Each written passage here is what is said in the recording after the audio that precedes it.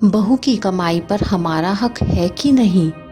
बेटा, तेरी बीवी हर महीने नए कपड़े लाती है, क्या ज़रूरत है इतना खर्चा करने की? मैं कई महीनों से देख रही हूँ कि ये फालतू चीज़ों पर ज़्यादा खर्चा करती है।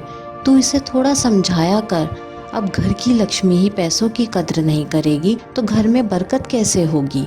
कविता जी ने अपने बेटे अविनाश से कहा। माँ, मैं उसे समझाता हूँ लेकिन वो कह देती है कि मेरे पैसे मुझे अपने तरीके से खर्च करने का अधिकार है, और वो तो ये मानने को तैयार ही नहीं है कि वो फालतू खर्चे करती है। वो तो कहती है ऑफिस जाना होता है तो कई तरह के सामान की ज़रूरत पड़ती है, बस वही सब लाती हूँ। अब बताओ उसे क्या कहूँ? एक काम कर अविनाश, उसे बोल अपना एटीएम हमें दे दे। इससे फालतू के खर्चे पर भी लगाम लगेगी और हम भी अपनी मर्जी से खर्चा कर पाएंगे। बरसों बीत गए खुले हाथों से खर्चा किए हुए, और बहू की कमाई पर हमारा हक है कि नहीं? माँ, कैसी बातें कर रही हो? आप तो जानती हो मुझे अलीशा पसंद नहीं थी। इसकी नौकरी देखकर ही तो शादी की है ताकि घर के खर्चों में ये हमारी मदद कर सके, लेकिन मुझे नहीं लगता वो अपना एटीएम देगी, क्योंकि घर के सारे बिल वही भरती है और घर खर्च का सारा सामान भी वही लाती है। तो क्या हुआ, ये काम मैं और तेरे बाबूजी कर लेंगे। इसी बहाने उसे भी आराम मिलेगा। बेटा, एक आदमी चाहे तो अपनी बीवी से कुछ भी करवा सकता है। यहाँ तो बात सिर्फ उसे एटीएम लेने की है। कल उससे बहाने से एटीएम ले लेना और तेरे पापा को दे देना। अब उसमें इतनी हिम्मत तो है नहीं कि तेरे पापा से वापस मांग ले। सही कह रही हो माँ, ऐसे ही करूँगा। अगले दिन अविनाश ने अलीशा से कहा, अलीशा, मेरे एटीएम से पैसे नहीं निकल रहे, एक बार अपना एटीएम दे दो। मेरा एटीएम चल पड़ेगा तो पैसे वापस कर दूंगा। ये कैसी बात कर रहे हो आप? आपकी और मेरे पैसे अलग थोड़ी हैं। ये लीजिए मेरा एटीएम, और जितने पैसे चाहिए निकलवा लीजिए। इतना बोल अलीशा ने अपना एटीएम अविनाश की ओर बढ़ा दिया। इसके बाद अलीशा ऑफिस चली गई। उसके बाद अविनाश ने वो एटीएम अपने पापा को दे दिया। अगले कुछ दिनों तक अलीशा को अकाउंट से लगातार पैसे कटने के मैसेज आते रहे। उसे थोड़ा अजीब तो लग रहा था, लेकिन पति से कुछ कहने की हिम्मत वो नहीं कर पा रही थी। एक दिन अकाउंट से 50,000 रुपये निकले तो उसने उसी समय अविनाश को फोन किया और बोली, अविनाश, इतने दिनों से अकाउंट से लगातार पैसे निकल रहे हैं और आज तो 50,000 रुपये निकले हैं। क्या कर रहे हो आप इतने पैसों का? अविनाश ने कोई सीधा जवाब ना दिया। अलीशा को समझ आ गया कि कुछ गड़बड़ तो है। शाम में घर आने के बाद अलीशा ने अविनाश से अपना एटीएम मांग लिया। अविनाश ने टाल मटोल करने की कोशिश की, लेकिन अलीशा कुछ सुनने को तैयार नहीं थी। आखिरकार अविनाश को बताना पड़ा कि एटीएम मम्मी पापा के पास है, क्योंकि तुम खर्चा बहुत ज्यादा करती थी। फालतू के खर्चे पर लगाम लगाने के लिए ऐसा कदम उठाना पड़ा। अलीशा को यह सुनकर बहुत गुस्सा आया। ज्यादा बुरा इसलिए भी लग रहा था क्योंकि अविनाश ने एटीएम झूठ बोल कर लिया था, लेकिन समझ नहीं पा रही थी कि करे तो क्या करे। कुछ दिनों बाद अलीशा ने हिम्मत करके अपना एटीएम मांग लिया, लेकिन उसके ससुर ने साफ कह दिया, बहू, तुम जानती हो तुम्हारी नौकरी को देखते हुए ही हमने अपने सुंदर सुशील लड़के की शादी तुम जैसी साधारण दिखने वाली लड़की से करने को तैयार हो गए। इसलिए तुम्हारे पैसों पर हमारा इतना हक बनता है। एटीएम तो वापस नहीं मिलेगा। हाँ, हर महीने हम तुम्हें खर्चा दे दिया करेंगे। उन पैसों को तुम जैसे चाहो इस्तेमाल कर सकती हो। अलीशा ससुर जी की बातें सुनकर उनको देखती रह गई। अब जैसे ही अलीशा की सैलरी आती, तुरंत ही उसके अकाउंट से पैसे निकलवा लिए जाते। खर्चे के लिए जो पैसे उसे दिए जाते वो भी बहुत ही कम थे। अलीशा परेशान रहने लगी थी। एक दिन अलीशा की सहकर्मी नीति ने उससे कारण पूछा तो अलीशा ने दिल का हाल कह दिया। वो उसे बोली, क्या अलीशा, पढ़ी लिखी लड़की होकर इतना सब कैसे बर्दाश्त कर रही हो? घर बचाने के लिए एक औरत को हर संभव कोशिश करनी चाहिए, लेकिन जब बात स्वाभिमान पर आए तो खुद के लिए बोलना जरूरी है।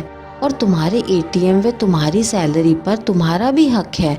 आज ही बैंक जाकर दूसरा एटीएम के लिए अप्लाई कर दो और पहले वाला बंद करवा दो। अपने हक के लिए बोलना सीखो, वरना हमेशा तुम्हारा शोषण होता रहेगा। तू सही कह रही है नीति, अब तक मुझे ये कदम उठा लेना चाहिए था। ज़्यादा तनाव के कारण मेरा दिमाग ही काम नहीं कर रहा। अच्छा हुआ तूने मुझे ये आइडिया दे दिया, मैं अभी जाती हूँ बैंक। इतना बोल अलीशा बैंक गई और पुराना एटीएम बंद करवा दिया। नए एटीएम की अर्जी दे आई। इधर अकाउंट से पैसे निकलने बंद हो गए तो घर में सब चिंतित हो गए। एक दिन जब घर वालों ने अलीशा से कारण पूछा तो वो बोली, मैंने पुराना एटीएम कार्ड बंद करवा दिया। ये कदम मुझे बहुत पहले उठा लेना चाहिए था। मैं मानती हूँ कि मेरे पैसों पर आपका हक है, लेकिन मेरे पैसों पर मेरा भी हक है।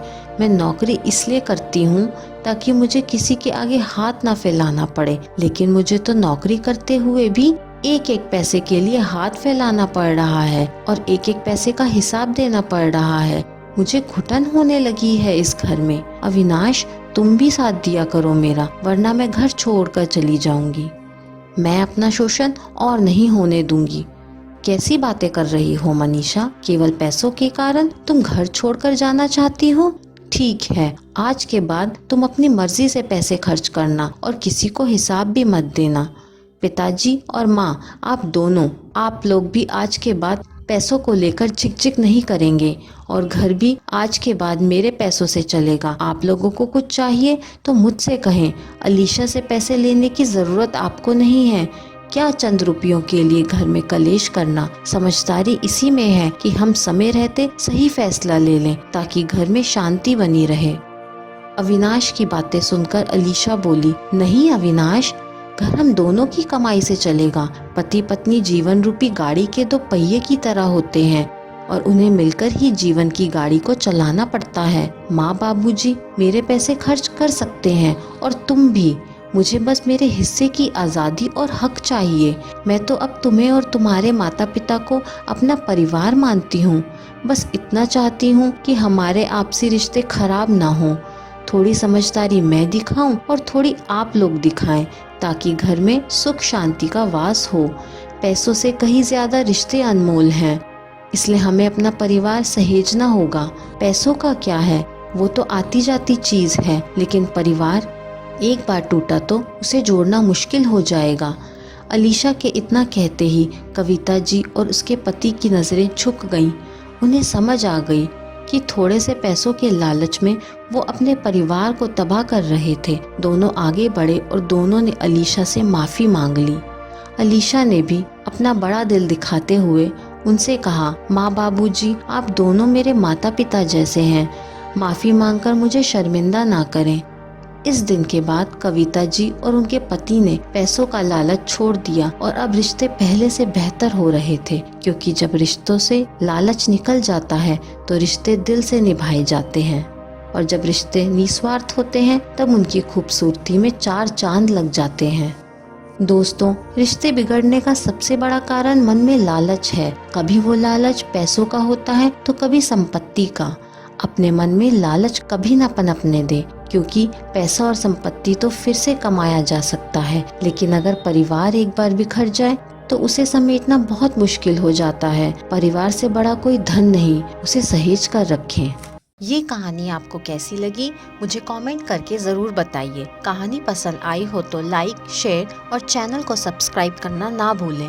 कहानी सुनने के लिए आपका बहुत बहुत धन्यवाद।